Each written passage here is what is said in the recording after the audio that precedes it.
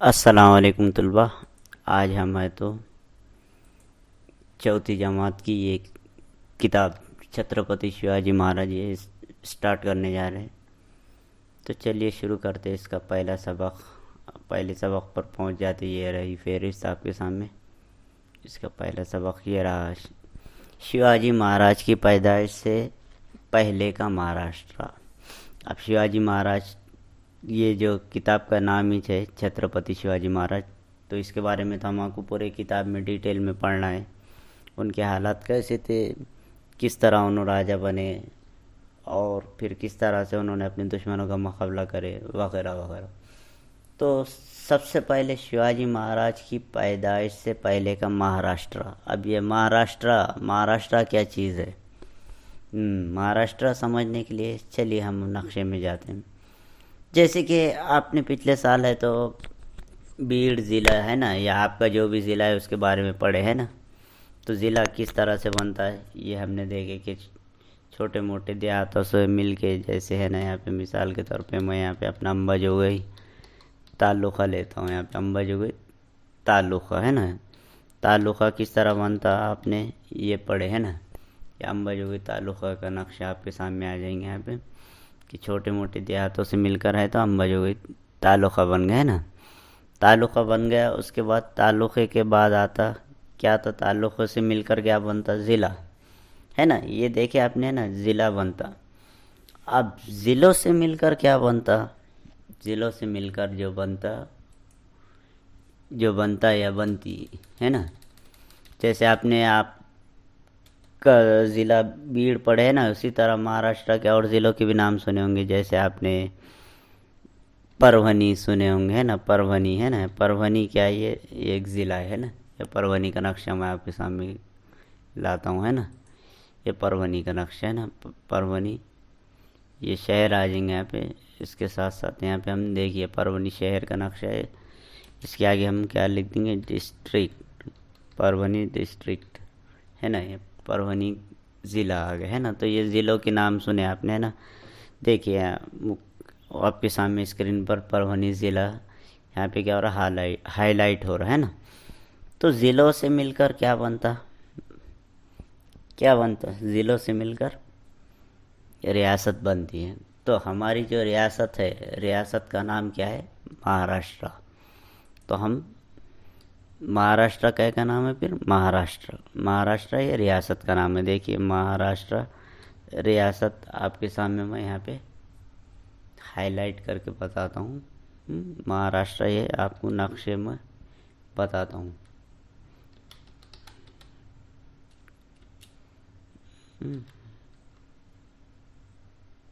Maharashtra state ये यहाँ पे हम नक्शे में सर्च करेंगे ना। ये देखिए नक्शे में आपके सामने महाराष्ट्र आ गया है ना। ये महाराष्ट्र का पूरा नक्शा आपके सामने यहाँ पे हाईलाइट करके बता दिया है ना। तो महाराष्ट्र क्या है? ये रियासत है ना। तो महाराष्ट्र रियासत। अब ये आपको हिस्सा अव्वल में भी पूरा महाराष्ट्र रियासत के बारे में पढ़ना है। और शिवाजी महाराज भी है तो महाराष्ट्र रियासत के ही थे, मगर उन्होंने अपना राज है तो अपनी जो हुकूमत है तो महाराष्ट्र से भी बाहर तक पहुंची हुई थी उनकी हुकूमत है ना। तो ये भी हमको पढ़ना है पूरा डिटेल में है ना। तो ये रहा आपके सामने महाराष्ट्र का नक्शा। इसमें देखिए आपको बहुत सारे यहाँ पे ज़िले भी दिखाई दे रहे हैं महाराष्ट्र के है ना। जैसे कि यहाँ पे आप नक्शे में देख रहे होंगे, यहाँ पे पुणे है, मुंबई है ना, नवी मुंबई है। उसके बाद ये नासिक है और उसके बाद धुलिया है ना, धुळे है ना। ये मराठी में लिखे हुआ है, मराठी और इंग्लिश में। जलगांव, अकोला, अमरावती, वर्धा है ना। तो ये ज़िलों से मिल गए तो क्या होता? हाँ देखो एक चीज़ और बताना भूल गया मैं आपको। ज़िलों से मिल के है तो पहले यहाँ पे महाराष्ट्र को है तो अलग अलग 7 रीजन बोले तो इलाक़ों में तकसीम किया हुआ है ना। रीजन बोले तो इलाक़ा है ना। तो अब जो इलाके हैं महाराष्ट्र के साथ वो भी आपको हिस्सा अव्वल में पढ़ना है। जैसे कि विदर्भ है, मराठवाड़ा है ना, मगरबी महाराष्ट्र है, कोकण है, उसके बाद खानदेश है ना। और जो भी है तो समझ में आया ना। तो समझ में आया ना। रियासत और रियासतों से मिलकर क्या बनता? मुल्क बनता है। जैसे यहाँ पे देखिए भारत का नक्शा, ये नक्शे में आप देख रहे होंगे, मैं जूम इन आउट कर रहा हूँ तो इसमें आपको अलग अलग रियासतों के नाम भी यहाँ पर दिख रहे होंगे, गुजरात, राजस्थान, उत्तर प्रदेश, बिहार वगैरह वगैरह। तो समझ में आया। तो चलिए अब हम अपने सबक पर आते हैं। तो ये शिवाजी महाराज की पैदाइश से पहले का महाराष्ट्र। अब ये महाराष्ट्र में शिवाजी महाराज थे, तो हाँ, शिवाजी महाराज की पैदाइश से पहले का महाराष्ट्र किस तरह से था या उसके हालत किस तरह थे, ये हमें देखने का। ये सबक में ज़्यादा कुछ मालूमात दी भी नहीं है, मतलब ये खाली इंट्रोडक्शन है शिवाजी महाराज का थोड़ा, और थोड़ा उनके पहले के हालात कैसे थे, पैदाइश, उनकी पैदाइश से पहले के हालात किस तरह थे। अब आगे आगे जैसा जैसा सबक बढ़ते जाएंगे वो सबकों में हम आप है तो देखते चलेंगे, है ना। तो शुरू सबक में क्या बताया हुआ है कि हर साल बच्चे हैं तो शिवाजी महाराज की जयंती खुशियों से मनाते हैं ना, जोश व खरोश के साथ मनाते हैं, शिवाजी महाराज की जय किनारे लगाते हैं। शिवाजी महाराज की जयंती बोले तो क्या, जयंती बोले तो पैदाइश का दिन। शिवाजी महाराज की पैदाइश का दिन कब रहता, कोई बताएंगे ना। शिवाजी महाराज की पैदाइश का दिन 19 फरवरी को रहता है ना। 19 फरवरी को शिवाजी महाराज की जयंती रहती है ना, जिसको मराठी में शिव जयंती भी बोलते हैं ना। तो शिवाजी महाराज कौन थे, बच्चे इनकी जयंती इतनी खुश जोश व खरोश के साथ क्यों मनाते, कौन थे उन्होंने ऐसा कौन सा कारनामा अंजाम दिया था, ये सबक में हमको पढ़ना है। जैसे शिवाजी महाराज जिस ज़माने में वो गुजरे हैं वो ज़माना क्या कहलाता, अहद वस्ता कहलाता। अहद वस्ता बोले तो दरमियान का, है ना, दरमियानी ज़माना, मतलब बहुत पहले का भी ज़माना नहीं और बहुत अभी अभी का भी नहीं, मतलब दरमियानी ज़माना, जैसे कि अंग्रेज़ों के थोड़ा पहले का ज़माना है, समझ में आया ना, उसको बोलते हैं अहद वस्ता, है ना। तो देखो अब शिवाजी महाराज जिस ज़माने में वो गुजरे हैं वो अहद वस्ता कहलाता है ना। उस ज़माने में हर तरफ राजाओं और शाहों की अमलदारी थी। राजाओं की मतलब बादशाहों की, और शाह बोले तो बादशाह कुछ बोलते हैं ना, अमलदारी मतलब हुकूमत थी, है ना। तो बहुत से राजा क्या करते थे, अवाम की भलाई का ख्याल रखने की बजाय कई में ऐशो इशरत में थे। देखो यहाँ पे मैं आपको जूम करके बताता हूँ, ये देखिए ना, किताब में देखिए ज़रा आप, ऐशो इशरत में थे, अवाम की भलाई का ख्याल रखने की वजह ऐशो इशरत में पड़े हुए थे। लेकिन उसी ज़माने में बाज़ ऐसे राजा और बादशाह भी थे जिन्होंने अपने दौरे हुकूमत में अवाम की भलाई के काम किए। देखो अब अवाम की भलाई के काम करने वाले राजा कौन कौन से, यहाँ पे उनके नाम आ रहे, जैसे कि शुमाल में मुग़ल बादशाह अकबर, और जुनूब में विजयनगर के राजा कृष्णदेव राय अपनी रियाया परवर हुक्मरानी का जैसे तारीख में मशहूर है। देखो अब शुमाल और जुनूब, अब शुमाल और जुनूब समझने के लिए एक बार हम और कहाँ जाएंगे, नक्शे में जाएंगे। देखो नक्शे में कभी भी याद रखो आप लोग, है ना, ये शाम में आपके पूरा महाराष्ट्र का नक्शा है। तो महाराष्ट्र का ये जो नक्शा है ना, इसमें देखो ये भारत का नक्शा है। नक्शे में कभी भी है तो शुमाल है तो कहाँ रहता है, ऊपर रहता है ना। अब शुमाल के अपोजिट में कौन सी साइड रहती है, शुमाल के मुखालिफ सिमत कौन सी रहती है, जुनूब। तो जुनूब कहाँ आएगा, नीचे आएगा, या नीचे साइड में, है ना, जुनूब। और आप ये जो स्क्रीन आपके सामने है तो आपके राइट हैंड साइड को मतलब सीधे हाथ की तरफ क्या रहेगा, मशरक़, और मशरक़ के मुखालिफ में कौन सी सिमत रहती, मगरिब, है ना। तो इधर क्या रहेंगे, मगरिब, जैसे कि यहाँ पे गुजरात है और ये इधर क्या है, मणिपुर, है ना। या महाराष्ट्र भी देखेंगे हम, हमारा महाराष्ट्र ये ऊपर शुमाल में महाराष्ट्र के क्या है, यहाँ पे इंदौर दिख रहा है, और यहाँ पे नीचे जुनूब में क्या है, गुलबर्गा, और ये साइड में क्या है, भिलाई, है ना, छत्तीसगढ़ रियासत है। और ये इधर जुनूब में समझे यहाँ पे क्या है, महाराष्ट्र की सबसे जुनूब में मुंबई, है ना, मुंबई बोलते जिसको, मुंबई है तो ये नया नाम है, पहले इसको बम्बई बोलते थे, बम्बई या बॉम्बे, बाद में इसका नाम मुंबई रखा गया जैसा कि मराठी में बोलते। तो याद रखो शुमाल में क्या रहेगा, नक्शे के ऊपर क्या रहेगा, शुमाल, है ना, ऊपर और नीचे जुनूब, राइट हैंड में सीधे हाथ की तरफ मशरक़, और लेफ्ट हैंड बाएं हाथ की तरफ मगरिब, ये सिमतें रहेंगी। समझ में आया।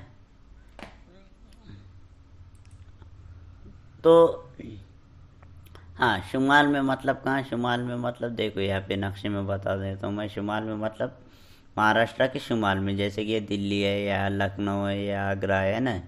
जब आपने को आगे सबक हम पढ़ने गए तो मुग़ल बादशाह जो थे है ना, अकबर, जैसे ये अकबर क्या है, मुग़ल बादशाह का ही नाम है। तो ये अकबर, इनकी हुकूमत कहाँ थी, शुमाल में कौन कौन से एरिया थे, ये अपने को आगे सबकों में और पढ़ने का है, जैसे आएंगे है ना।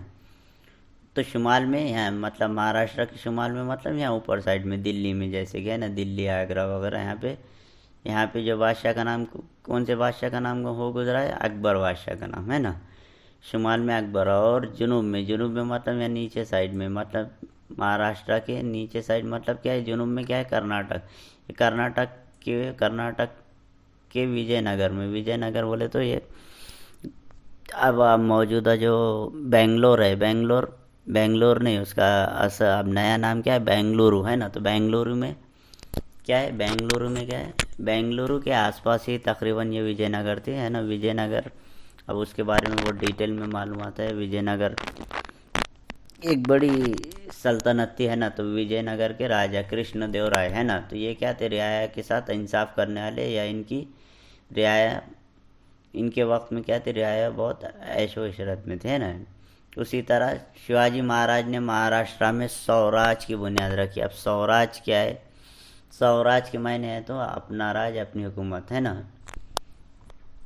देखो अब महाराष्ट्र में स्वराज की बुनियाद रखी। शिवाजी महाराज से पहले तकरीबन 400 साल तक स्वराज नहीं था। स्वराज बोले तो ये हिंदी या संस्कृत का तकरीबन लफ्ज़ है।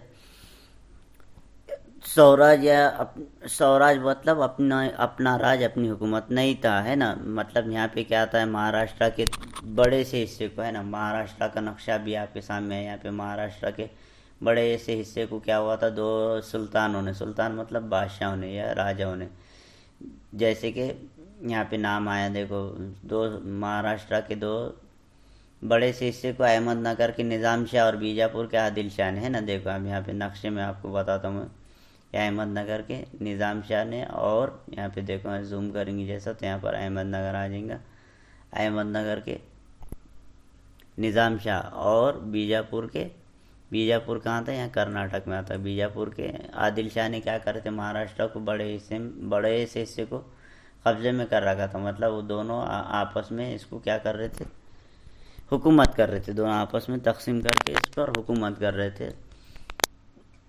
तो जिसकी वजह से क्या आता है, यहाँ की रियाया परेशान थी है ना, आपस में तकसीम कर रखा था, फराख दिल नहीं थे। फराख दिल मतलब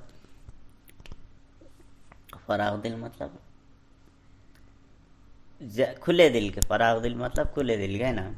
रियाया पर ज़्यादती होती थी उनके दौर में, उनमें अक्सर क्या होती थी, लड़ाइयाँ होती थी है ना, और जिसकी वजह से रियाया परेशान रहती थी। लोग खुशहाल ना थे है ना, लोगों को खुलेआम जश्न मनाने और मजहबी रस्म रिवाज की आज़ादी ना थी है ना।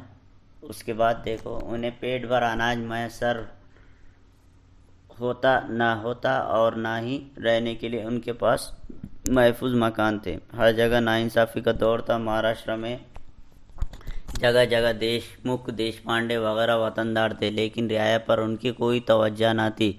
मुल्क से उन्हें कोई मोहब्बत ना थी। उन्हें अपनी वतनदारी और जागीरदारी अजीज थी। देखो अब देशमुख और देशपांडे क्या है, ये जो राजाओं के पास है, तो कुछ उनके वो खुसूसी लोग होते थे, उन्होंने तो उनको इंतज़ाम के तौर पे कुछ एरिया है तो दे देते थे है ना, और उनको वहाँ का देशमुख वो या देशपांडे मुकर्रर कर देते थे है ना। तो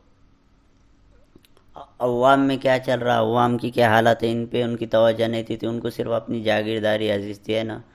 वतनदारी के लिए वो अक्सर एक दूसरे के साथ ही लड़ा करते थे। अब देखो ये रियाया का ख्याल रखने के बजाय इनका काम क्या था, रियाया का ख्याल रखना, मगर इन्होंने तो क्या करते थे, आपस में लड़ाई करते थे। जैसा अब जो पहले तो राजा लड़ते थे, सुल्तान लड़ते थे। सुल्तान कौन थे, अहमदनगर के निज़ाम शाह और बीजापुर के आदिल शाह।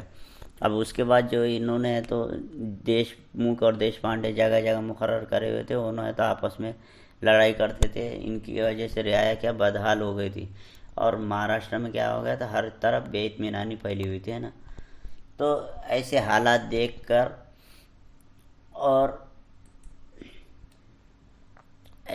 देखकर शिवाजी महाराज ने क्या फिर फैसला करे कि रियाया की खुशहाली के लिए मुल्क में स्वराज कायम करने का क्या करें, उन्होंने बीड़ा उठाए। बीड़ा उठाना मतलब इरादा करना है ना, और झगड़ालू वतनदारों को अपनी इताअत गुजार बनाया और स्वराज की बुनियाद रखा। समझ में आया? तो रियाया के साथ नाइंसाफ़ी करने वाली ताकतों का मुकाबला किया, जालिम हुक्मरानों को शिकस्त दी और सच्चाई और इंसाफ की बुनियाद पर हिंदवी स्वराज की बुनियाद रखी। ये स्वराज हर मज़हब और हर फ़िरक़े के लोगों के लिए था, इसमें किसी किस्म का भेदभाव नहीं था। तो समझ में आया ना? अब इसके बाद है तो शिवाजी महाराज ने हर धर्म और मज़हब के संतों और वलियों और बुज़ुर्गों की इज़्ज़त की। शिवाजी महाराज के इन कारनामों से हमारे दिल में जोश और वलवला पैदा होता है। अब शिवाजी महाराज से तकरीबन 300-400 साल पहले महाराष्ट्र में कई संत हो गुजरे। शिवाजी महाराज ने मुल्क में स्वराज कायम करने के लिए इन संतों की तालीम और हिदायतों से फ़ायदा उठाया। तो ये इन संतों की तालीम अब हम अगले सबक में पढ़ेंगे। तो उम्मीद करता हूँ ये सबक आपको समझ में आया होगा, है ना?